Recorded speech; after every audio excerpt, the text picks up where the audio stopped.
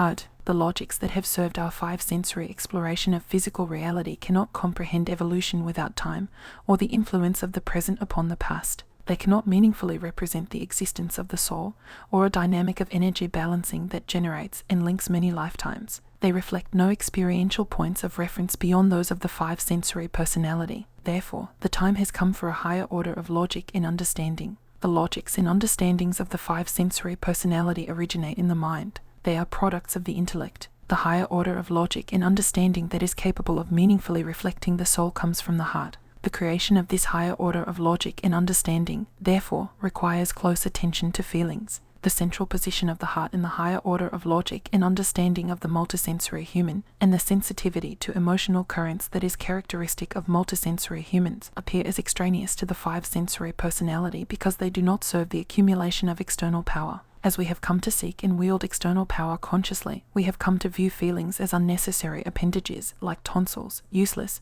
but capable of creating pain and dysfunction. Thus, the pursuit of external power has led to a repression of emotion. This is true of us as individuals and as a species. The irrelevancy that we attribute to feelings pervades our thinking and our values. We admire the hard-nosed businessman who fires employees for the sake of external power. We reward the military officer who sends himself or others to pain and death for the sake of external power. We honor the statesman who is not swayed by compassion. When we close the door to our feelings, we close the door to the vital currents that energize and activate our thoughts and actions. We cannot begin the process of understanding the effects of our emotions upon us, our environment, and other people, or the effects of the emotions of other people upon themselves, their environment, and us, without an awareness of our emotions. We cannot associate the effects of anger, sadness, grief, and joy within ourselves or others with their causes. We cannot distinguish between that part of us which is personality and that part of us which is soul. Without an awareness of our feelings, we cannot experience compassion. How can we share the sufferings and the joys of others if we cannot experience our own? If we are not intimate with our emotions, we cannot perceive the dynamics that lie behind emotions, the way that these dynamics work, and the ends that they serve. Emotions are currents of energy that pass through us. Awareness of these currents is the first step in learning how our experiences come into being and why. Emotions reflect intentions. Therefore, awareness of emotions leads to awareness of intentions. Every discrepancy between a conscious intention and the emotions that accompany it points directly to a splintered aspect of the self that requires healing. If, for example, your intention to marry causes pain instead of joy, following the pain will lead you to unconscious intentions. If your intention to advance in your work causes sorrow instead of satisfaction, following the sorrow will lead you to unconscious intentions. Without an awareness of your emotions, you are not able to experience reverence. Reverence is not an emotion, it is a way of being. But the path to reverence is through your heart, and only an awareness of your feelings can open your heart. The higher order of logic and understanding of the multisensory personality reveals connections where no connections are apparent to the five-sensory personality, and meaning where no meaning is apparent to the five-sensory personality. A five-sensory personality is not able to process fully the data of its senses. Its perception of reality is segmented. Its experience of the universe is partitioned. The five-sensory personality can learn that internal dynamics affect perception, and formulate this as folklore or cliché, such as smile and the world smiles with you. It can discover regularities within physical reality and formulate them as laws, such as a body in uniform motion will remain in uniform motion until it is acted upon by a force. Yet, the five-sensory personality is not able to experience the relationships between these domains, and, therefore, is not able to learn about one from the other. It is not able to experience the same richness through each. Science, for example, reflects the divine impulse to become conscious of relationships that connect apparently separate aspects of experience. It is the pinnacle achievement of the five-sensory personality, yet when the fruits of science are grasped only with the logic and understanding of the five-sensory human, internal dynamics, feelings and intentions appear to be unrelated to the world of matter. Neither supernovas nor subatomic decay rates nor anything in between appear to be affected by what human beings feel or think. When the discoveries of science are comprehended with the logic and understanding of the multisensory human, intimate relationships appear between internal dynamics and regularities that govern physical phenomena to the multisensory human. For example, a body in uniform motion will remain in uniform motion until it is acted upon by a force. Reflects not only a dynamic at work within the realm of time and space and matter, but also a deeper dynamic that works within non-physical reality as well. How is this? One of my friends in infantry officer candidate school was a tall, affable, and pleasant-looking young man from Kentucky named Hank. Hank and I liked each other early on. Several times he lent me his physical strength when my load became too heavy, and I helped him through intellectual obstacles, such as calculating artillery trajectories. We shared adventures, and our friendship grew. Upon graduation, we were assigned to different organizations. I lost track of Hank until I ran into him in Saigon. He had been wounded, and due to the befriending of an army general, had been assigned to a unit that I came frequently to visit.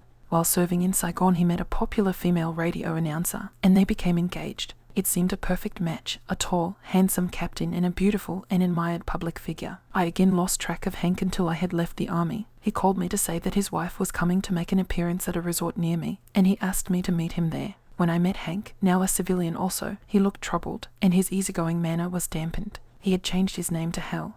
He told me and apologized that his wife was unable to join us. We spoke for a while, and when I asked him what he was doing with himself, he told me, looking for my place in the sun. The next news that I heard of Hank, Hal, was that he had killed himself. When I was later able to meet his widow, she told me a painful story of marital difficulties, of Hank's despondency, and of his suicide. In the years immediately following the Vietnam War, the rate of suicides among Vietnam veterans was significantly higher than the rate of suicides among non-veterans. Therefore, it is likely that Hank also was affected adversely by his experiences in Vietnam. Yet there was also a more common dynamic at work in my friend. Hank was not the kind of person to ask himself deeper questions about his life. He did not inquire into the deeper meaning of his existence upon the earth, because that would have caused him to change his life, and he did not want to do that. He lived his life without much reflection, and one day he awoke to overwhelming emptiness and powerlessness. How does my friend's life relate to the first law of motion? A body in uniform motion will remain in uniform motion until it is acted upon by a force.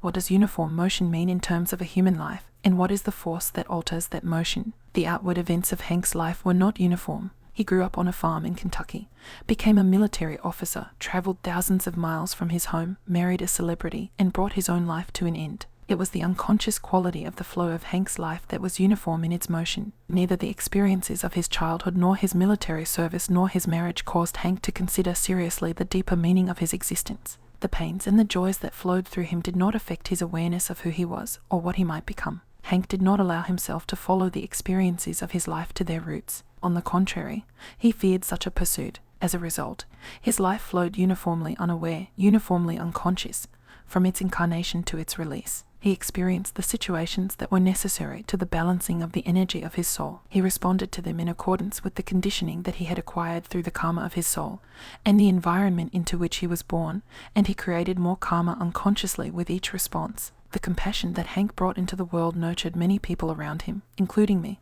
but he did not allow it to become his center of gravity. Hank made no effort to move toward his soul. He spent his life attempting to fulfill the wants of his personality, and he became too attached to those wants to attempt to change them. Thus, Hank's life was a body in uniform motion that never encountered a force. What is the force that Hank's life did not encounter? Gregory was a white, middle-class, college-educated man from the Northeast. His childhood was emotionally difficult, and he grew up angry, manipulative, and bitter. He was incapable of forming relationships, and his violent temper and argumentative nature kept people at a distance. This further increased Gregory's disdain for life and for other people, but he did not stop to ask what role he played in his experiences. When, at last, his temper and his disagreeable disposition caused the woman that he was living with to leave, Gregory fell into a deep anguish not only because of his loss, but also because he recognized in this latest event the repetition of a long-standing pattern in which he found himself, in each instance, suffering from rejection. He determined to confront both his pain and his pattern. He made arrangements to live in solitude while he searched within himself for the deepest causes of his painful life.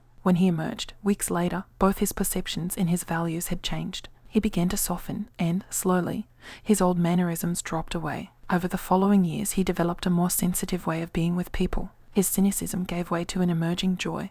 His anger melted, and other people became central to his life. He is a productive person now, and he draws his strength from the contributions that he makes to his fellows. These changes did not come easily to Gregory. His transition from an angry, manipulative, disdainful person to a more caring and considerate person was a journey through pain that required much courage. Yet, by committing himself to that journey, he changed his life. From the point of view of Gregory's consciousness, the uniform flow of Gregory's life was altered significantly by his determination to confront his pain, and was altered further by his determination to cultivate his new perceptions. The force that altered the uniform motion of Gregory's life was his decision to enter into his life consciously. Without this decision, Gregory's life would have continued, as did Hank's, on the unconscious course that his karma and his responses to the situations that it generated would have created for him. Is it appropriate to interpret the first law of motion, which depicts the idealized movement of a physical object, in this way? Is the first law of motion, when it is interpreted in this way, merely a metaphor that conveniently serves to describe a non-physical dynamic? It is more than that.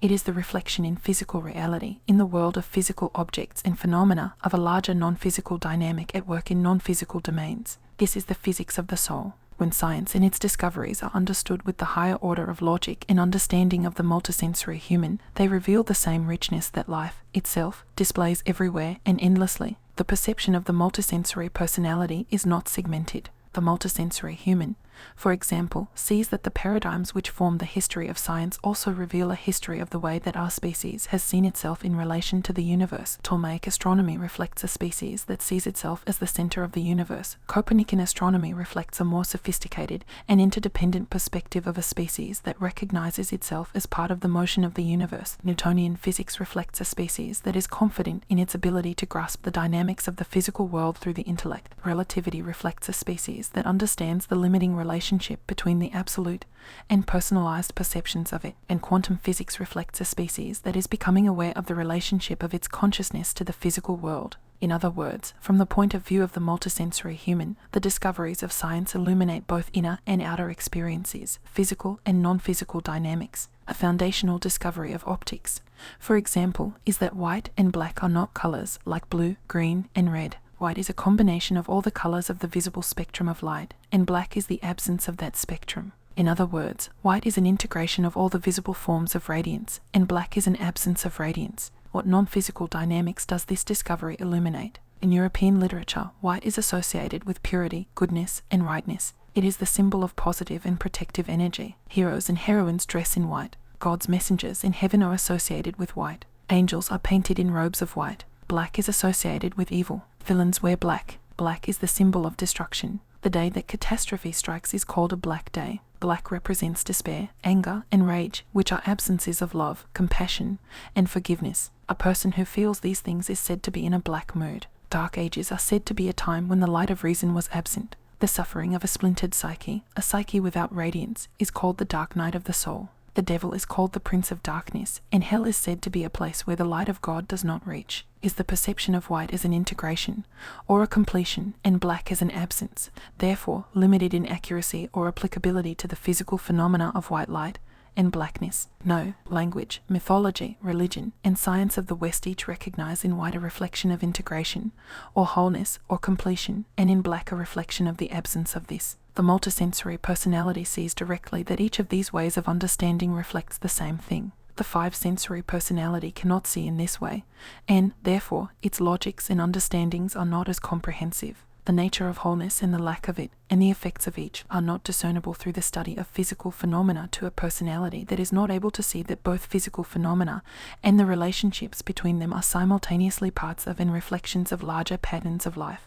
A personality that is not whole lives in a state of splinteredness as represented by individual colors or combinations of them. A personality that is not splintered lives in a state of wholeness as represented by white light. A personality that loses touch with its soul, that loses the source of its light, is a personality that has become capable of what we call evil as represented by blackness. What we call evil is the absence of light, of love, in all cases. When we speak poetically of light, we associate it with purity, insight, and divine inspiration. As we shall see, this type of light is not merely poetical. It is real. A soul can find it difficult to walk the way of light through the course of an incarnation. It can find that learning to live in light is a difficult sojourn. Through the choices that it makes while it is incarnate upon the earth, the choice of anger instead of forgiveness, for example, or condemnation instead of understanding, a soul accumulates negative karma. As it leaves its body, it remains enveloped with the quality of light that it acquired through the choices that it made while it was upon the earth. When that soul has to create another personality, it will have to create a personality that is drawn from this well.